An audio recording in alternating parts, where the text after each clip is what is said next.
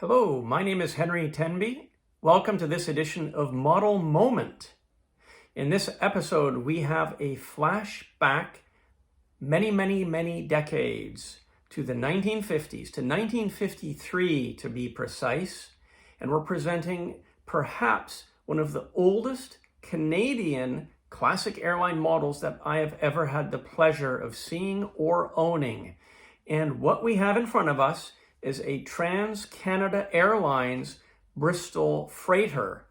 And it actually has an authentic registration, CFTFX.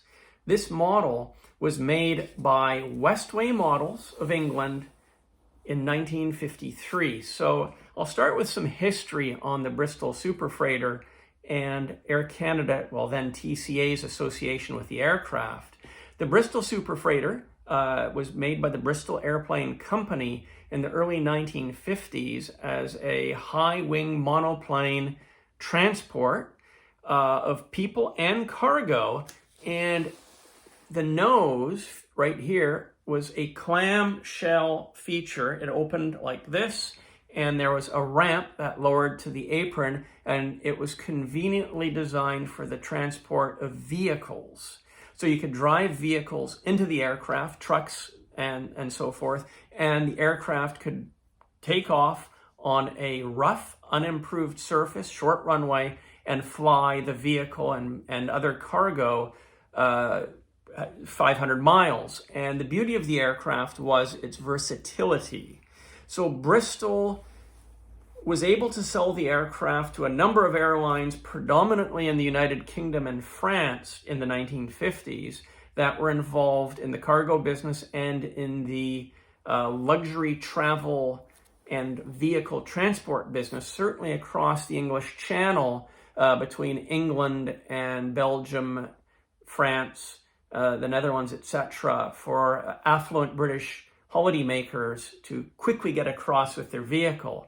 And these aircraft were not very widely exported outside of the British Commonwealth.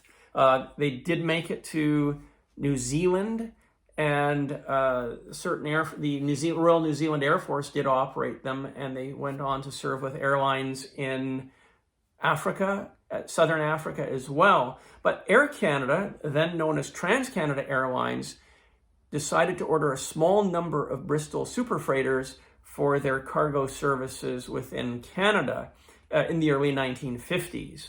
And I believe 3 aircraft were taken delivery of in 1953, based mostly in Winnipeg, and they were only operated for a 2 or 3 year period. So by the mid-50s, they were gone. They were sold back to England, and it's my belief that the Bristols operated cargo and passenger services out of Winnipeg to points north, where they excelled at providing cargo airlift into unimproved airstrips.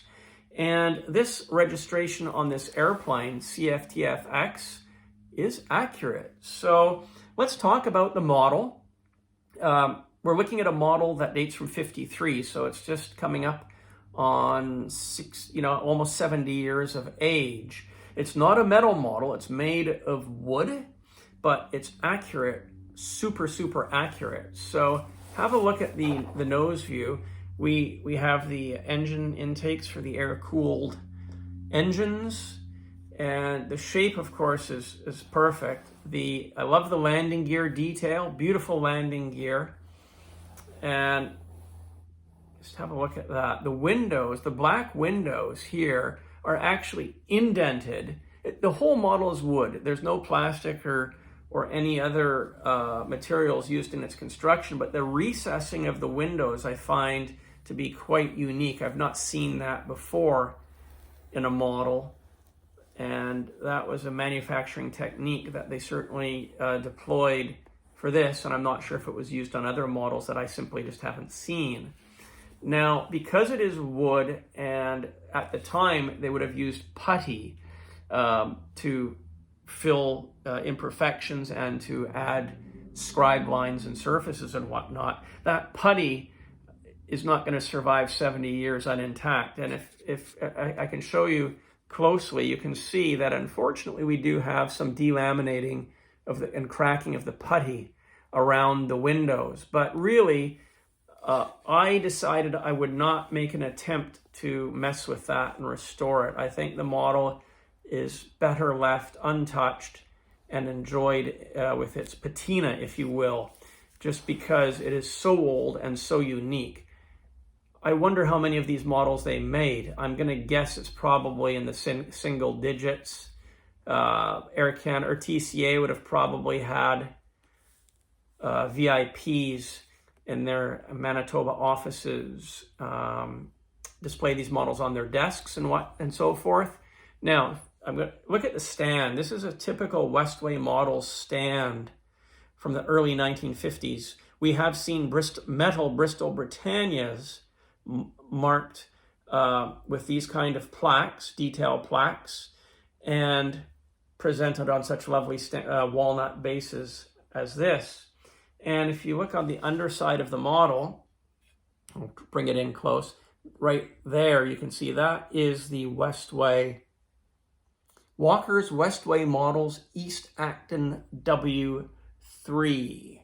So that was their standard decal for their models in the early to mid 1950s. It's solid wood, and I'll show you a top wing view. You can see that the main wing is a single piece, and it's attached to the top of the fuselage.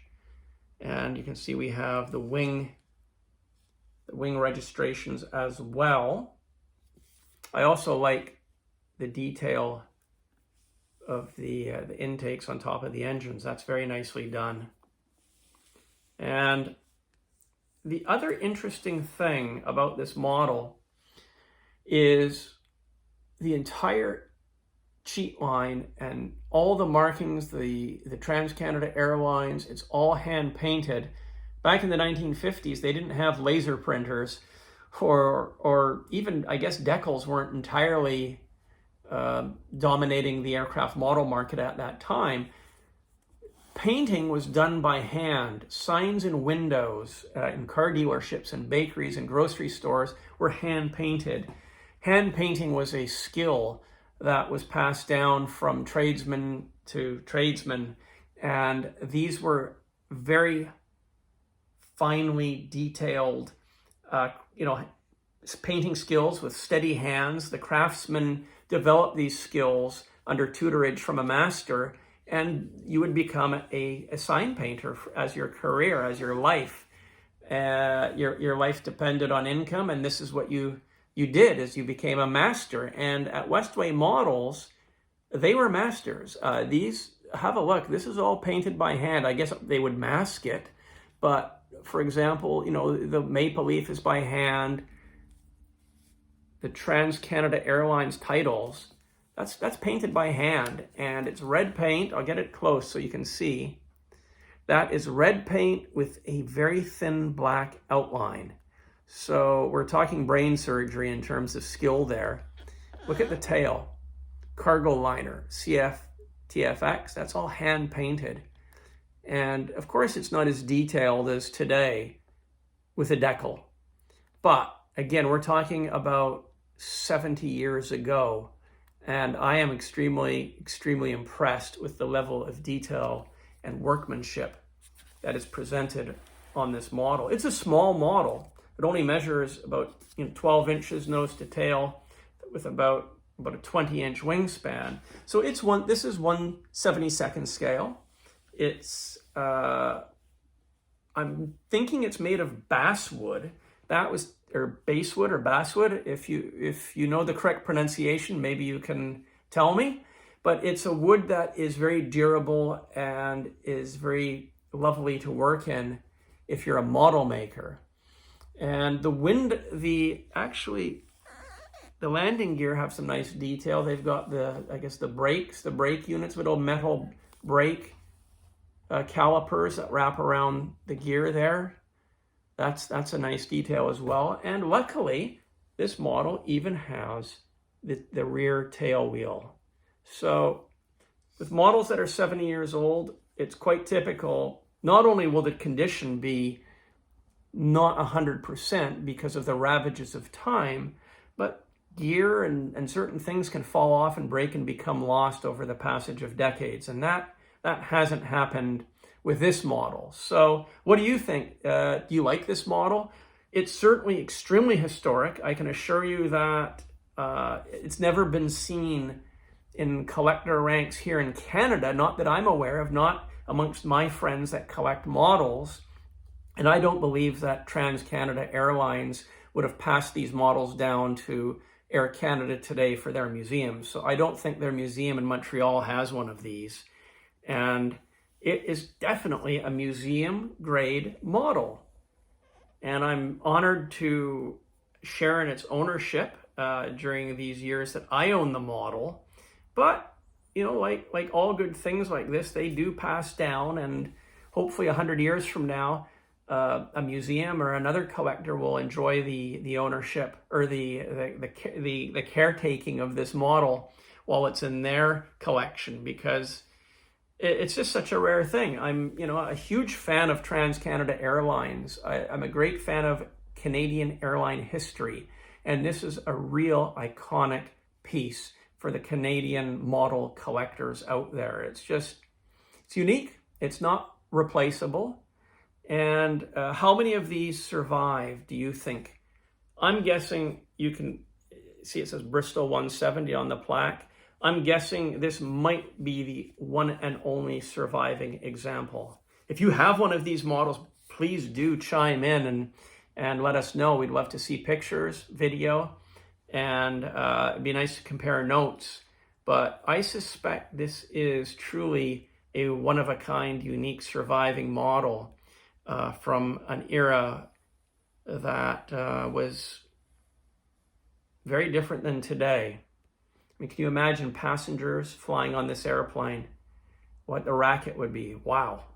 Anyhow, if you enjoyed this video, I'd really appreciate a double solid thumbs up. If you can click the thumbs up, that would be awesome.